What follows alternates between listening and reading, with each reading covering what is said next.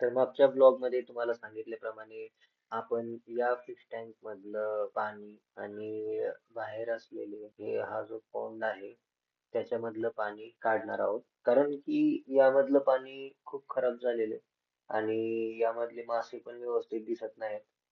हे बघा, हे थोडे मासे वर आलेले आणि यातलं पाणी आपण नंतर साफ करूया. तर त्यासाठी आपल्याला गरज आहे एका बादलीची. टँक साफ करून आपण मासे पण त्यातले बदलणार आहोत. यातलं पाणी चेंज करायला आपल्याकडे एक पाईप पण आहे. त्या पाईपचा वापर करून आपण यातलं पाणी जे मासे आहेत ते पण काढून घेणार आहोत. कारण ते आपल्याला चेंज करायचे आहेत. कारण आपण पॉन्ड मधले जे मासे आहेत ते या फिश टँक मध्ये परत सोडणार आहोत.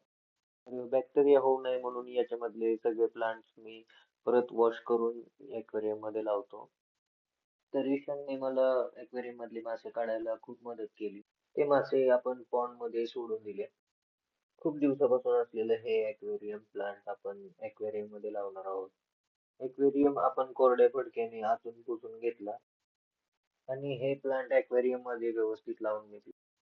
आणि यातलं पण पाणी आपल्याला चेंज करायचं होतं, तर यातलं 80% पाणी चेंज करून घेतलं. त्याच्यानंतर दादूने सुद्धा मला मदत केली भरपूर मासे वगैरे याच्यातले वेगळे करायला, कारण ते मासे आपण फिश टँक मध्ये सोडणार होतो. तर हेच ते मासे. तर मी करतोय गप्पी फिश आणि मॉली फिश यांचे कलरफुल कलेक्शन आणि फिश फूड वर थोडासा स्टडी. जर तुम्हाला सुद्धा माझ्यासारखे एक्वेरियम फिश मध्ये आवड आहे तर मला फॉलो करा. गप्पी आणि मॉली लव्हर्सला ही रील शेअर करायला अजिबात विसरू नका.